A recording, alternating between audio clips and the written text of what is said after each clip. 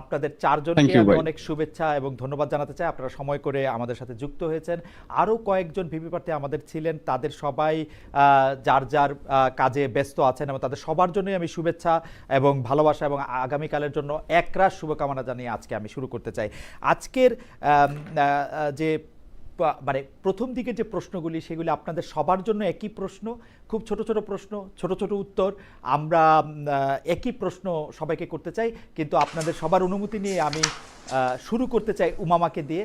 উমামা আমার প্রশ্নের উত্তর, একই প্রশ্নের উত্তর উমামা দিবেন, তারপরে শামীম, তারপরে আবিদ, তারপরে আব্দুল কাদের। পরের প্রশ্নগুলিতে আবার আমি একটু রোটেট করতে চেষ্টা করব।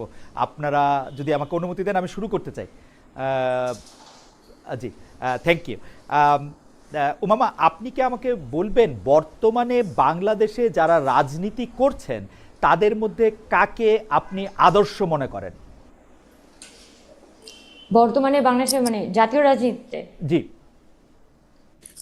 না, জাতীয় রাজনীতিতে বলতে গেলে ওই ধরনের কাউকে খুব আদর্শিক জায়গা মানে মনে হয় না যে আমার জন্য খুব একটা আমি ফলো করি বা এরকম কিছু। অতীতের কথা বলতে পারি। অতীতে আমি অতীতের প্রশ্নটা আমরা আলাদা করে করতে পারি, অতীতের প্রশ্নটা আমরা আলাদা করে করব। তো সুতরাং আপনি বর্তমানে আপনি কারো নাম আপনি বলতে চাচ্ছেন না, এটাকে আমি উত্তর ধরে না, নিচ্ছি। বর্তমানে আসলে আমি অনেকেই অবজার্ভ করি, কিন্তু আসলে ফলো করার মতো ওরকম আমি মনে করি না যে কাউকে আমি ফলো করে আসলে পলিটিক্স করার ব্যাপারে খুব একটা আগ্রহী। আপনাকে ধন্যবাদ উমামা। আমি একটু জনাব শামীম হোসেনের কাছে যেতে চাই। একই প্রশ্ন, জনাব শামীম হোসেন, বর্তমানে যারা বাংলাদেশের রাজনীতি করছেন তাদের মধ্যে আপনি কাকে আদর্শ মনে করেন? না, এখানে আপনি রাজনীতি বলতে আসলে পলিটিক্যাল পার্টির রাজনীতি বুঝিয়েছেন। পৃথিবীতে আসলে নানা ধরনের রাজনীতি আছে এবং আমি যেটা নিজেকে অ্যাক্টিভিস্ট হিসেবে পরিচয় দিই। সো পৃথিবীতে আমি আসলে গুরু হিসেবে ইকবাল আহমেদ এবং এডওয়ার্ড সাইদকে মানি। বাংলাদেশের বাংলাদেশের বাংলাদেশের বাংলাদেশে বর্তমানে সলিমুল্লাহ খান স্যার রয়েছেন, তবে আমি তার ইডিওলজিকে ফলো করি না। মানে এই লোকটাকে আমার ভালো লাগে, মানে দ্য ওয়ে হি স্পিক্স। এবং আরো বলা যায় আহমদ সফাকে মানি। সো এই জায়গা থেকে আমার আসলে পলিটিক্যাল পার্টির কোনো ব্যক্তির ইডিওলজি আমি পছন্দ করি না। ওকে ফাইন, সেটা হইতে হবে এমন কোনো কথা না যে বর্তমানে যারা রাজনীতি করছেন তাদের মধ্যে সলিমুল্লাহ খানের আদর্শকে আপনি আদর্শ বলে মানেন? কারণ আদর্শ বলে মানি না, মানে এইভাবে হতে পারে, রাইট? ওকে, আহমদ সফা তো মরহুম, তো সেজন্য আমি সলিমুল্লাহ খানকে ধরে নিচ্ছি। আমি আবিদুল ইসলাম খান আপনার কাছে জানতে চাই, বর্তমানে বাংলাদেশে যারা রাজনীতি করছেন তাদের কাকে আপনি আদর্শ বলে মানেন?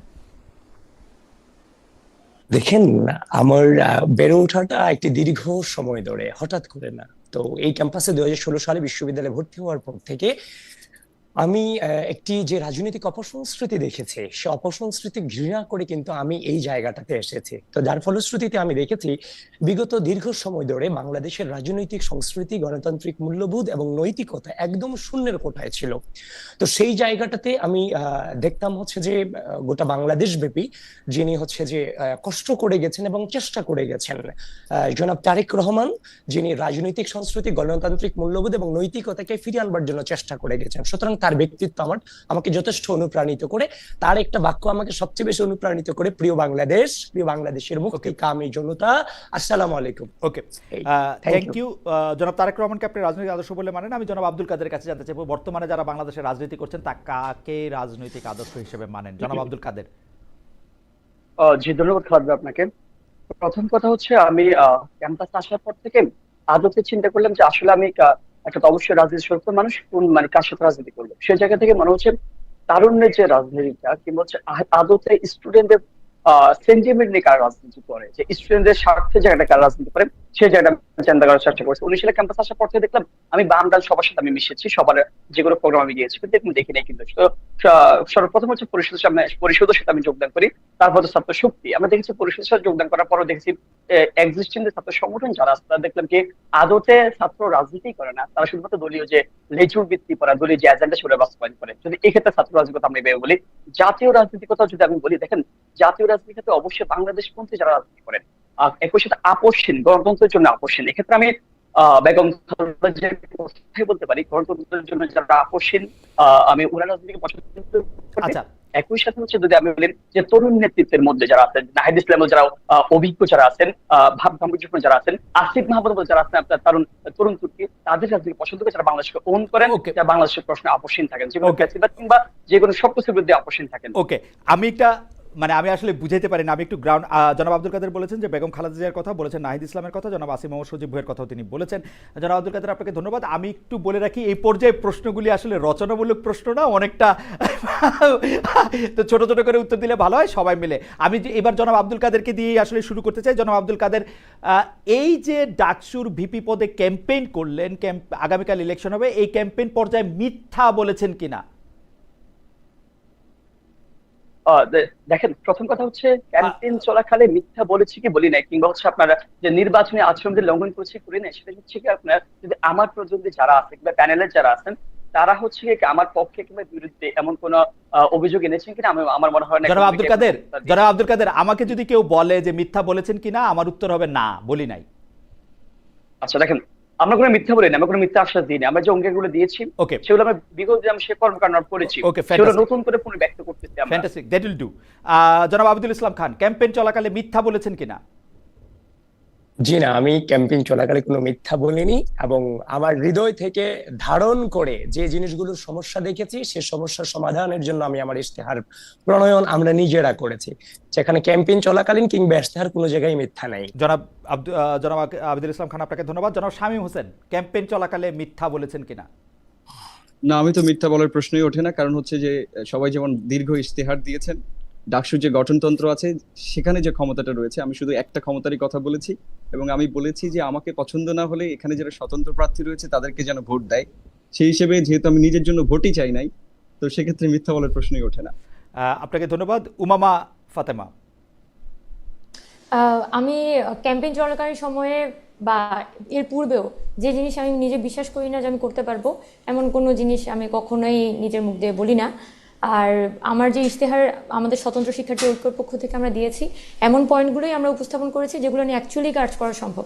যে জিনিস আসলে করা সম্ভব না সেই বিষয়গুলো আমরা আমাদের ইশতেহারে রাখিনি, খুবই প্রিসাইজ আমরা ইশতেহার তৈরি করেছি। সো আমরা এজন্যই করেছি যাতে আমাদের মিথ্যা আশ্বাস দিয়ে ভবিষ্যতে আমাদের নিজেদেরকে ছোট না হতে হয়। আপনাকে ধন্যবাদ। এবার আমি জনাব আবিদুল ইসলাম খানকে দিয়ে শুরু করতে চাই। একই প্রশ্ন সবার জন্য, সব মিলিয়ে কত টাকা ব্যয় করেছেন জনাব আবিদুল? দেখেন, টাকা ব্যয়ের যে প্রশ্নটা এসেছে, 2016 সাল থেকে আমি এডমিশন টেস্টের ক্লাস নিতাম। এখন ভাই এবারও কিছু ক্লাস দিয়ে কিছু জমিয়েছিলাম, এই যে 24 সালের শেষে যে ক্লাস দিয়েছিলাম, তো কিছু টাকা যে জমিয়েছিলাম, এখন নির্বাচন তো ভাই কালকে হয়ে যাবে, কারণ ভিপি হই কি না হই জানি না, কিন্তু যেই কয়েক টাকা খরচ করছি তা তো আর আসবে না। এই যে ধরেন হচ্ছে যে লাখখানিক টাকার মতো আমার জমানো ছিল, ওটা শেষ হয়ে গেছে, এই আর কি। লাখখানেক টাকা খরচ করেছেন জনাব আবিদুল ইসলাম খান, জমানো টাকা থেকে খরচ করেছেন। ইন্টারেস্টিং। আমি জনাব আব্দুল কাদের আপনার কাছে জানতে চাইবো এই পর্যায়ে যে কত টাকা খরচ করেছেন? জি দেখেন, আমি হচ্ছে 3বার লিফলেট ছাপিয়েছি। 3বার লিফলেট ছাপানোর ক্ষেত্রে আমার হচ্ছে ব্যয় হচ্ছে কত টাকা, 3,24,000 টাকা খরচ হয়েছে এখন পর্যন্ত আমার। সে জায়গায় আপনি দেখেছেন এখন হ্যান্ডবিল কি বলছে, সরি, যে ফিস্টুন বাকি যেগুলো হচ্ছে সেগুলো আমরা ছাপাই নাই, কিন্তু আসলে ছাপার কোনো এখন কোনো আচরণবিধি নাই, সেজন্য আমরা সেজন্য খরচ হয় না, শুধুমাত্র হ্যান্ডবিল লিফলেট দেওয়া 24,000 টাকা খরচ হয়েছে আমার। 24,000 এমনি? আচ্ছা ঠিক আছে, আমি কোনো সাপ্লিমেন্টারি প্রশ্ন করছি না। 24,000 টাকা খরচ করেছেন জনাব আব্দুল কাদের। আমি উমামা ফাতেমা আপনার কাছে একটু জানতে চাইবো যে আপনি কত টাকা খরচ করেছেন এই ইলেকশনের জন্য? আমরা যেহেতু এখানে একটা স্বতন্ত্র প্যানেল আমরা তৈরি করেছি, প্যানেলের আমরা ওই ধরনের আলাদা করে খুব বড় বাজেট করি নাই। প্যানেলের সব মেম্বারদেরই আমাদের কথা বলা ছিল যে সবাই যার যার কষ্টটা নিজের মতো করে বিয়ার করবে, শুধু আমরা প্যানেলের পক্ষ থেকে কিছু জায়গায় ফ্যাসিলিটেট করব।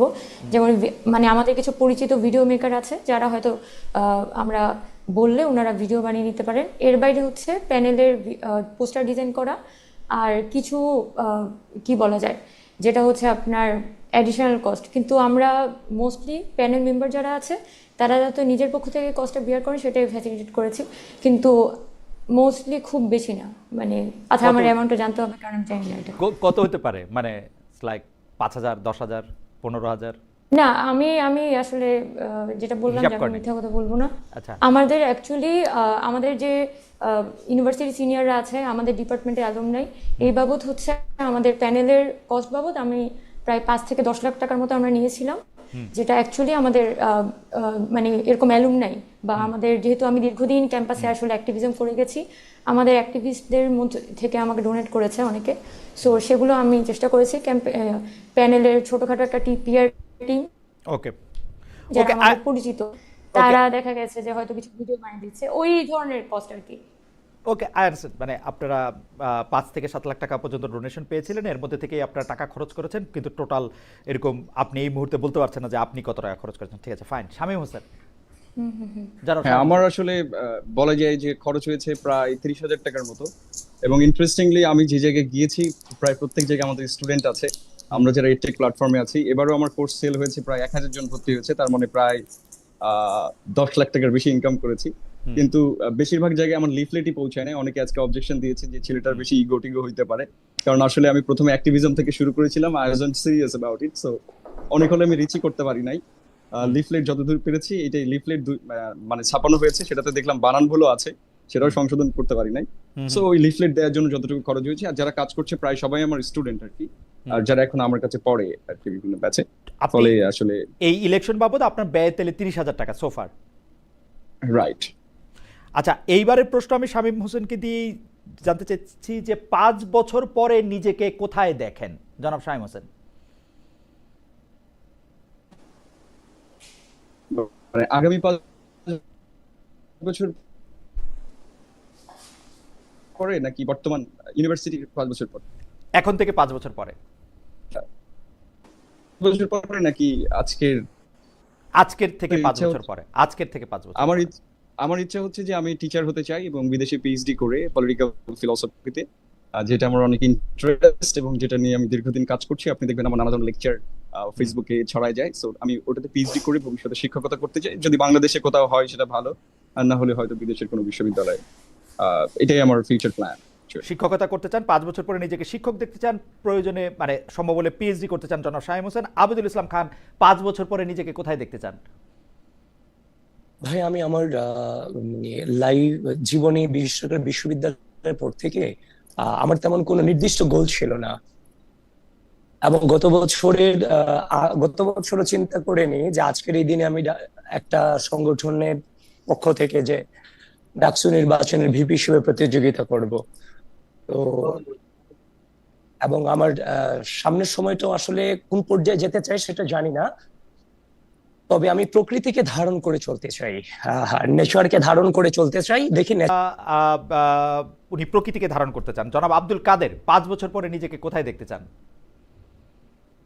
জি ভাই, দেখেন, প্রথম কথা হচ্ছে ইন্টারে ভর্তি হওয়ার পর থেকে আমার মনে হয়েছে যে এদেশের মানুষের যে রাজনীতির সচেতনার মধ্যে যে বিষয়টা আছে, তরুণদেরকে যে রাজনীতির বাইরে রাখা হচ্ছে, আলটিমেটলি একটা গোষ্ঠীর রাজনীতি নোংরা করছে, সেই জায়গা থেকে রাজনীতি সচেতন হওয়া আমার জন্য গুরুত্বপূর্ণ হয়েছিল। আমি সেটাই সিদ্ধান্ত নিয়েছিলাম, যার কারণে শুধুমাত্র ঢাকা বিশ্ববিদ্যালয়ের অ্যাডমিশন টেস্টের সময় শুধুমাত্র ওই ভর্তি ফর্মটা তুলেছিলাম। ঢাকা বিশ্ববিদ্যালয়ে এসেই হচ্ছে যে আমার মনে হচ্ছে আমি এই কেন্দ্রে একটু ফোকাস দিই। ঢাকা বিশ্ববিদ্যালয়ে ভর্তি হওয়ার শুরু থেকে কিন্তু হচ্ছে রাজনীতি সচেতন, পলিটিক্যাল প্রোগ্রাম আসা যাওয়া, শিক্ষার্থী বান্ধব যে কোনো প্রটেস্ট করা, সেটা শুরু করেছিলাম। যার বিপরীতে দেখা যাচ্ছে কি যে আমাকে হল থেকে নামিয়ে দেওয়া হয়েছিল, জেলে যেতে হয়েছিল। নিজেকে কোথায় দেখতে চান আব্দুল কাদের? একটু শেষ করে দেখেন, এটা রচনামূলক জেলে যেতে প্রশ্ন না, হয়েছিল। তো আমি আবারও বলতেছি, এক্স্যাক্টলি, হ্যাঁ। এখন দেখেন, আমি 5 বছর পরে বলতে চাচ্ছি, দেখেন আমার মনে হয়েছে এখনো ছাত্রদের প্রতিনিধিত্ব করতেছি, 5 বছর পর আমি জনগণের প্রতিনিধিত্ব করবো। কারণ আমার মনে হচ্ছে যে কি আমি একা ভালো থাকতে পারবো না, এই জায়গা থেকে আমার সে মনোভাব, দৃঢ় মনোভাব। Thank you so much. 5 বছর পরে জনপ্রতিনিধিত্ব করতে চান, জনগণের হয়ে কথা বলতে চান জনাব আব্দুল কাদের, আপনাকে অনেক ধন্যবাদ। আমি একটু উমামা ফাতেমাকে জানতে চাইবো যে 5 বছর পরে নিজেকে কোথায় দেখতে চান উমামা ফাতেমা? আচ্ছা, 5 বছর পরে মানে কোয়েশ্চেনটা খুবই ইন্টারেস্টিং, কারণ আমাকে যদি জিজ্ঞেস করে 2 বছর আগে কি করতাম, তখন আমি পড়াশোনা প্লাস রাজনীতি দুইটাই একসাথে করতাম, ছাত্র রাজনৈতিক সংগঠনের সাথে যুক্ত ছিলাম। তো 5 বছরের পরের কথা যদি জিজ্ঞেস করা হয়, আমি দুইটা জায়গায় কল্পনা করি। একটা হচ্ছে আমার যে মাস্টার্স আর পিএইচডি, আমি বায়োকেমিস্ট্রিতে পড়াশোনা করেছি, পরবর্তীতে পাবলিক হেলথে আমার মাস্টার্স করার কথা ছিল, কিন্তু জুলাইয়ের আন্দোলনের কারণে আমি ওটা পার্সু করিনি। তো আমার একটা ইচ্ছা আছে যে আমি পাবলিক হেলথে আমার যে মাস্টার্সটা সেটা কন্টিনিউ করবো, ওখানেই আমি একটা পাবলিক হেলথ সিস্টেম নিয়ে আমার একটা পিএইচডি করার ইচ্ছা আছে। পাশাপাশি হচ্ছে আমার যেহেতু এম্পাওয়ারিং আওয়ার ফাইটার্স নামে আমরা একটা সংগঠন ওপেন করেছিলাম জুলাইয়ের সময়ে, আহত এবং নিহতদের নিয়ে কাজ করি আমরা। সো সেটাকে আরো বেশি ব্রডার রেঞ্জে নিয়ে যাওয়া, প্লাস হচ্ছে মানে যেহেতু আমি রাজনীতি কি বলা যায় দীর্ঘদিন আসলে ক্যাম্পাসের অ্যাক্টিভিজম বা পলিটিক্যাল অ্যাক্টিভিজমের সাথে যুক্ত ছিলাম, তো সামনের দিনেও কিন্তু মানুষের অধিকার নিয়ে কথা বলে যাব। এই একটা মাল্টিটাস্কিং এর জায়গাতেই থাকবো, একক কিছুর মধ্যে থাকবো না। তবে অবশ্যই মাস্টার্স পিএইচডিটা শেষ করার জন্য পরিবার থেকে বিশেষ করে প্রচুর প্রেশার আছে। পারিবারিক প্রেসারে মাস্টার্স পিএইচডি এগুলি করতে চান উমামা ফাতেমা। আমি শামীম হোসেনের কাছ থেকে তো জানতে চেয়েছিলাম যে শুরু করেছিলেন শামীম হোসেনকে দিয়ে, এবার আমি শুরু করতে চাই আবার এবার কাকে, আবিদুল ইসলাম খান আপনাকে দিয়ে। খুব দ্রুত, অবশ্যই এটা খুব সহজ উত্তর, বিসিএস পরীক্ষা দিবেন কিনা? জি না ভাইয়া, এর আগেও কখনো দেইনি, সামনে দেওয়ার কোনো ইচ্ছা নাই, কারণ হচ্ছে যে শুধু বিসিএস অর্থাৎ আমাদের উত্তর হচ্ছে পথ না। হতে পারে জনাব না। আবিদুল ইসলাম খান আপনাকে ধন্যবাদ। না, কেন না না। সেটা আমরা শুনবো। আব্দুল কাদের, বিসিএস পরীক্ষা দেবেন কিনা? আপাতত ইচ্ছে নেই, কখনো ছিল না আগে। আচ্ছা, ইন্টারেস্টিং। উমামা ফাতেমা, উমামা ফাতেমা। হ্যাঁ। না, আমি ডিসিপ্লিন থেকে পড়াশোনা করেছি, মানে সেখান থেকে আসলে বিসিএস দেওয়ার প্রশ্নই ওঠে না। সো কখনো প্ল্যান ছিল না। আগে যেটা আইএলটিএস পড়ছিলাম, বিদেশে পড়াশোনা করতে যাওয়ার ইচ্ছা ছিল, ওই জিনিসটাই আসলে কন্টিনিউ করেছিলাম আর কি। Thank so you. বিসিএস এর প্রশ্নই ওঠে না। Thank you. আমাদের তিনজন ভিপি প্রার্থীর তিনজনই আসলে বিসিএস পরীক্ষা দিতে চান না। জনাব শামীম হোসেন, বিসিএস পরীক্ষা দিতে চান কিনা? ইন্টারেস্টিং, সেটা হচ্ছে যে সামনে একটা বিশেষ নিবন্ধন বিশেষ পরীক্ষা আছে যেটা শিক্ষকদের জন্য। আমি ইংরেজিতে নিবন্ধন করেছি, মানে অলরেডি অ্যাপ্লাই করেছি, 49তম অ্যাটেন্ড করবো, দেখবো বিষয়টা কেমন। আমি অলরেডি বলেছি যে আমার শিক্ষকতা করার ইচ্ছা আছে, Wow. So I need experience. হ্যাঁ, সো যার কারণে আমি অ্যাপ্লাই করে রেখেছি। সামনে পরীক্ষা, এটার প্রিপারেশনও নিচ্ছি আসলে। যেহেতু আমি ইংরেজি পড়াই, সো আমার কাছে ব্যাপারটা ইজি হবে। বাংলাগুলো পড়া শুরু করেছি ওকে। বলা যায়। একই প্রশ্ন এবার উমামাকে দিয়ে আবার শুরু। উমামা, ফল মেনে নেবেন কিনা? যাই হোক ফল, এই নির্বাচনের ফলের কথা বলতেছি। হ্যাঁ হ্যাঁ, আমি বারবার বলছি আমি